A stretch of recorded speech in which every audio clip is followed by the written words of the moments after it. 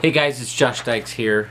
Just wanted to give you an update on the conference calls that I've been doing with YouTube as part of their online, well, it was something I signed up for through email. I got an email saying that I could possibly participate in a one-on-one consultation with a YouTube representative, and I filled that out like a month ago, and then I got contacted by YouTube and they wanted to do a consultation with me.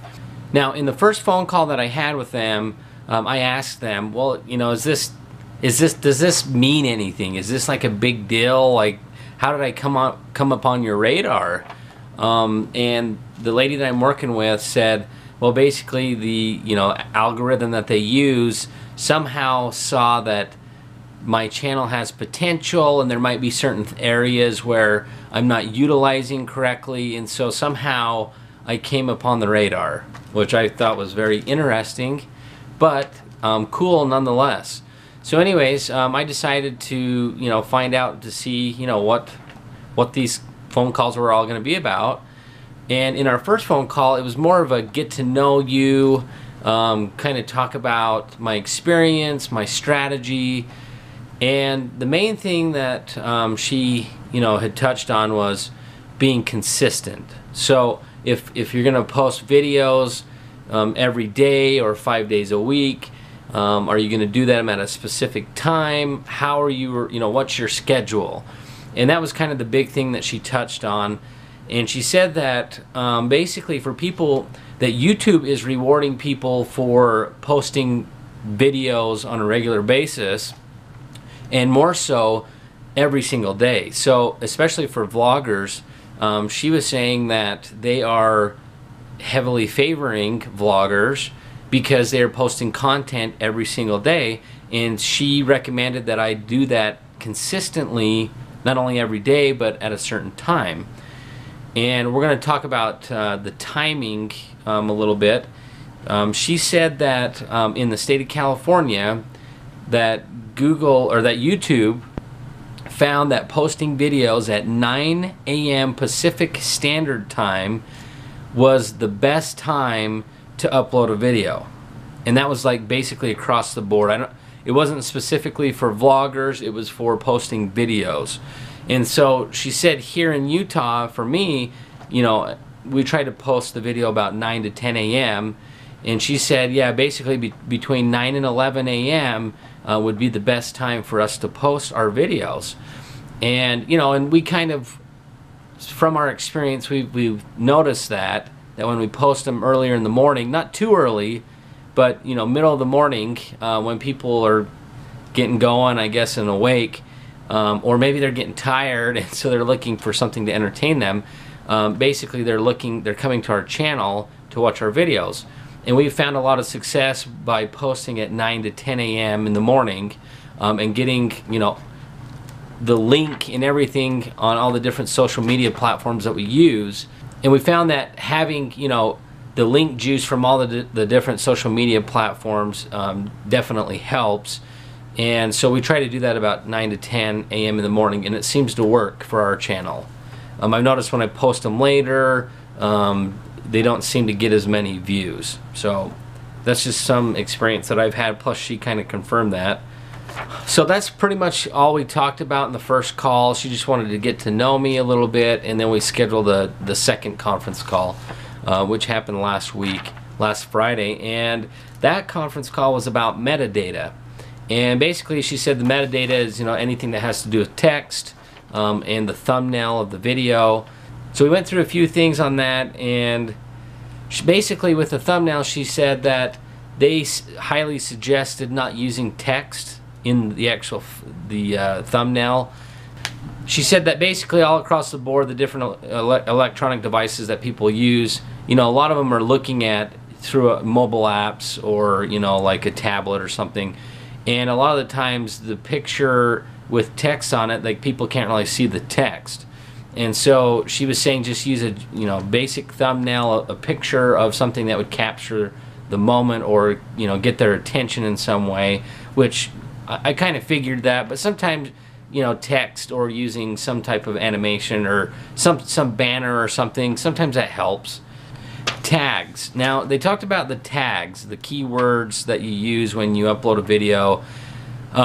The thing that I've always thought or wondered is if any of them are more heavily weighted than others, like in order.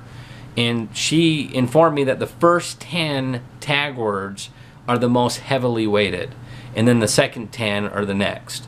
So obviously, when if you're wanting to use those keywords or those tag words specifically to appeal to a certain audience or a certain thing, a certain keyword, then the first 10 are the most important.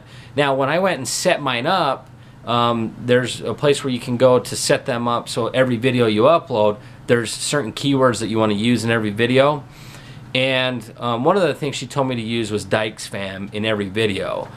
And so maybe you want to use your channel name so that I guess it gives it more uniqueness to all the different videos that you use, so that they're going to show up on your on the sidebar and the search for the suggested videos and all that stuff. They're going to show up more likely if you use that same keyword in every video. But specifically, the first 10 need to be something specific and direct about the video that you're watching.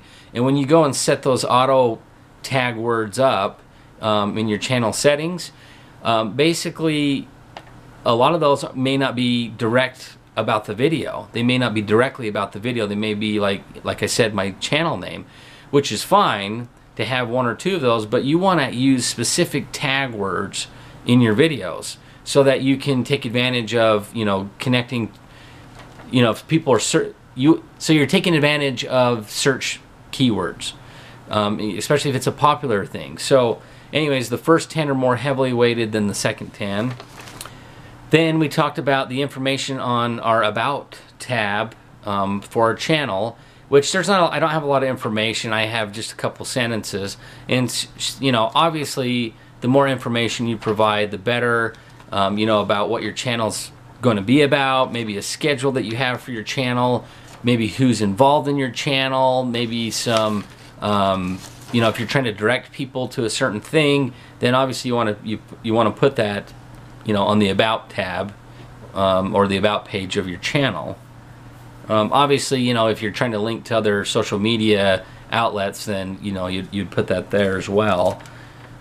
She also had me go to Google Trends and take a look at Google Trends, which helps you to find the right keywords or the tag words that you're going to use in your video. I generally use AdWords to find a lot of the keywords that I'm going to use, or the titles. But with the difference between that is you can actually compare keywords in Google Trends versus AdWords, which I'm not 100% sure if you can do that in AdWords, but she acted like that probably wasn't. She acted like it would be easier in Google Trends than it would in Google AdWords. So I went to Google Trends, and it seems quite easy. I mean, you don't have to go through a lot of stuff. You don't have to sign in or anything. And it seemed to help with some of the last videos that we've done in helping me find the right keywords or the right title. Next, she talked about finding trends and trying to be ahead of the curve. So like if you're doing a pumpkin pie video or you're going to use that keyword, obviously, if you look at any of the trends or the keywords for pumpkin pie, it's generally only used during Thanksgiving time. So, I mean, you'll find it throughout the rest of the year, but it's a huge spike, a huge increase of when people are using pumpkin pie. Now, she also touched upon the description box in your video upload. The first 5 lines basically show up in the search results and in Google search results, and it's very important to use those because if people are searching for stuff, your first 5 lines now show up on your video when you're posting your video to different outlets. So it's important to utilize the description box and put as much information in that as you can, including the tag and keywords that you're using. And so basically that sums up the second call that I had with her. And a lot of that's just basic information, stuff you can already find. But it was very helpful because she's looking at my account and she's analyzing it and seeing things that I know I should do more. And so it's kind of helping me to be like, okay, I need to commit to doing that more and being better at that. But there's also a few other things that she was pointing out that kind of helped. So especially like using Google Trans. I've looked at it before, but I haven't used it much, and so now I'm going to start using that more. So the most recent phone call we had actually today, and we did talk about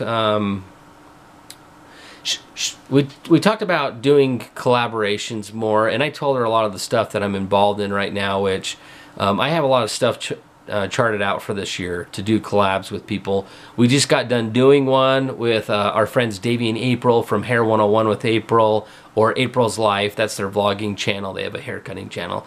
Anyways, you guys need to check that out. It's super funny. It's a parody on the song Fancy by Iggy Azalea, I think. I don't know how to pronounce that. But anyways, it was really fun. We did it with some other YouTubers, so be sure to check that out. And show them some love. Those people they're awesome people. We love them. They're our friends. So anyways, one thing that I did find out today that was very important to find out. We were looking at my YouTube analytics, and the question that I've had is, when is my audience coming to my channel the most to look at my content? What day, what time? I want some specifics, because looking through that, I've never been able to find any analytics that point to that information. I don't know if it's in AdSense. I don't think so. But I talked to her, and she said that she could see it on her end, but I couldn't see it on mine. So maybe YouTube needs to do something about that, because that'd be very useful for video creators to be able to know when their audience is, the peak, when they're coming to their channel, and when they're, most visited, and then obviously the downtime. So, but she told me that my peak time, and this was like my last guess, which is on Sundays at 10 a.m. Pacific Standard Time. So 11 a.m. Pacific Standard Time, or Mountain Standard Time. So 11 a.m. Mountain Standard Time is the peak time for people, my audience, coming to my channel to look at my content, which is extremely useful. And what's funny is that's probably one of the least days that I've taken advantage of with posting videos, because the weekends are always busy and hard for us to get videos edited and uploaded, and a lot of times I'll just skip Sunday and upload it on Monday. So anyways, that was extremely important to know. And she said the down peak time for my channel was actually on Wednesdays. Where are you guys on Wednesdays? Why aren't you watching our videos on Wednesdays? Why aren't you stopping by, seeing what we're doing, what's going on? We miss you on Wednesdays, okay? So stop by on Wednesdays. Let's get rid of this downtime thing and make it even across the board, okay?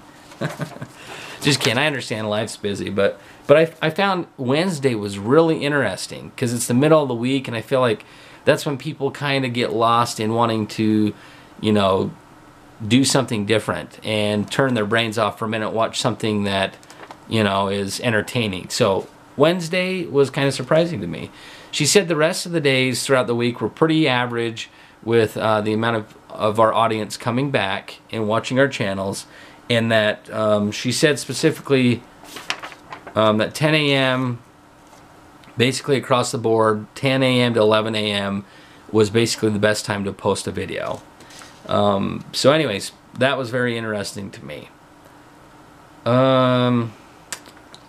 Other than that, that was pretty much it. I mean, the rest of it was so basic that we don't even need to talk about.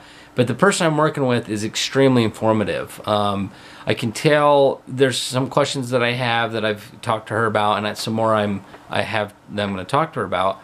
But it's really helping me to commit to having some consistency, and it feels good that they've reached out to somebody as small as my channel, comparatively speaking. I mean, there's probably a lot of other creators that have tens of thousands of subscribers and maybe a more consistent audience, and that they could reach out to, but for some reason they chose me, and I'm very grateful for it. However, I did mention to her that I have a video project that I'm working on, and I wanted to talk to her about it and see if it's something that YouTube would be interested in sponsoring or being a part of in some way, shape or form. And she was totally cool with, like, yeah, I'll take a look at it. I can I can go over to the marketing department and talk to them, or division, whatever. YouTube's huge, so I don't know if it's a division or a department. But anyways, she was really cool to talk to. So if you're listening, if you're watching us, thank you for your time. It's truly appreciated. And if you guys have any other questions or something you want me to ask them specifically, that maybe I can find out from her, leave me a question below, and I'd be more than happy to ask her. Or if it's something I already know about, I could maybe point you in the right direction. So anyways, guys, thanks for watching as always. Please hit that thumbs up button. Leave me a comment below if you have any questions. It's very rare that we can actually talk to somebody at YouTube, and it's kind of understandable, but just let me know below. And I hope that wherever you're at, you're doing good. So anyways, peace out from the Dyches fam, guys. We love you.